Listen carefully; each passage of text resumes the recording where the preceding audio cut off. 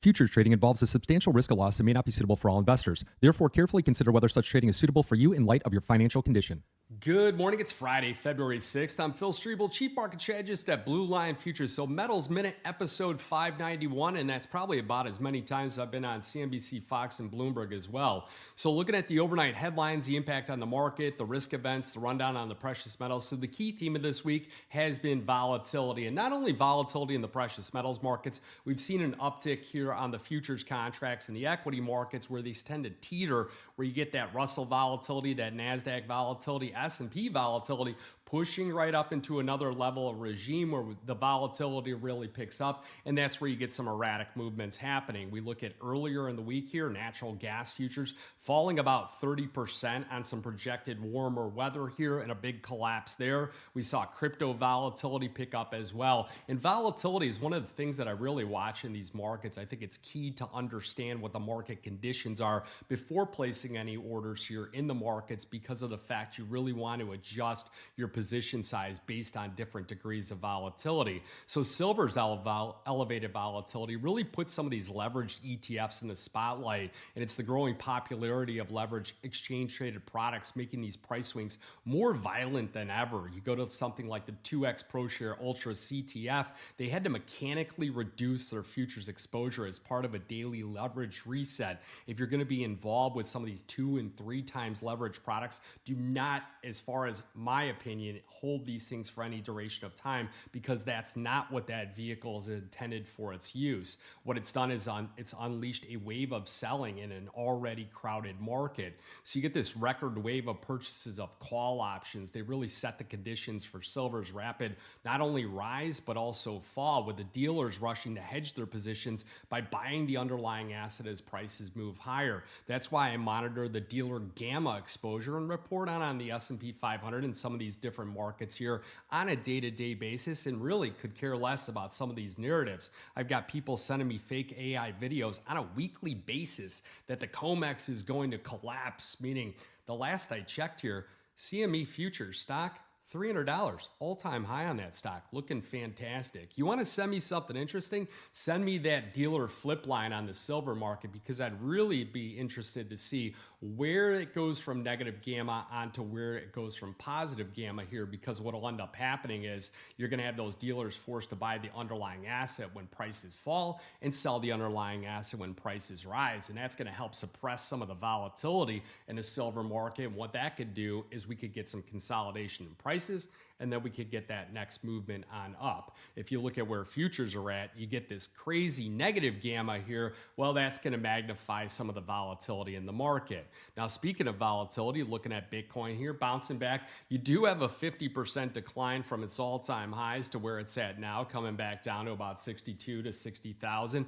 Question is, can 60,000 hold? Not a recommendation out there to the public, just an observation in these markets here, because of the fact we're seeing crypto funds have some of their biggest outflows since November, and Bank of America reporting that the money market funds are actually attracting the most inflows along with U.S. equity futures. So there's a big rotation that's happening in a lot of these different markets. Now, getting back to the metals markets, April gold low overnight, 46.70, high in the session here, just hit a few minutes ago here, 49.2570, up about $27 on the session. You look at that contract high, 56.2880, seen on January 29th, and the 10-day average true range, $264 a day. So quite a bit of movement in there. But if you look at the GVC, that is continuing to decline overnight. So gold starting to compress just a little bit here as far as some of this volatility is concerned.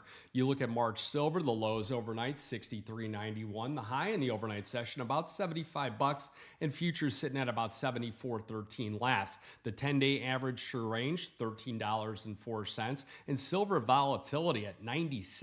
Now, yesterday I mentioned the possibility of the range-based volatility from 70.32 on up to 105.54. I said that both of those could be in the realm of possibility. Well, it was unfortunate that was the low end that really came in at 70.17. So I run these volatility-adjusted tactical ranges that I've been building over the last several years here, that we provide these to our clients on a daily basis. So if you look at today's tactical support 1, came in at 63.36, and this is calculated based on yesterday's volatility range. That matches up with basically where the overnight lows were at. Tactical resistance one stands at $76. We're about $1 below that at the moment here. If we could break through that level here, it opens up the door for a possibility to test about 81.65. So if we'll see if we can make a successful run during the day's session. You look at those ETF flows here where traders bit scared, bit lightening up with the volatility, so they're selling gold, silver, platinum, and palladium. You had gold ETF flows decline about 0.1%.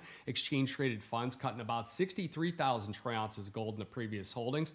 Fourth straight day of declines, longest losing streak since October 29th here. In total, gold held by ETFs up about 1.1% this year. I'd like to look back where we were at last year and see what happened in January and February and where things took off just for an observation purpose. Nothing actionable whatsoever. You look at the silver, the ETF flows declining about 0.1%, and year to date, never really turning positive. Even after we had that big $13 million increase in the ETF flows, they're down about 1.8%. The ETFs cut about 1 million ounces. Something interesting, again, not actionable. You look at the gold-silver ratio, 66-1. So continuing to jump up, was about 62-1. You go back about a week ago, it was about 45-1. That was right around the lows that we've seen recently. So we look at the macro markets, the equities, well, 70% of the S&P 500 has reported earnings so far here. 289 of those companies have, with 78% of them here beating analyst forecasts, and only 17 have missed.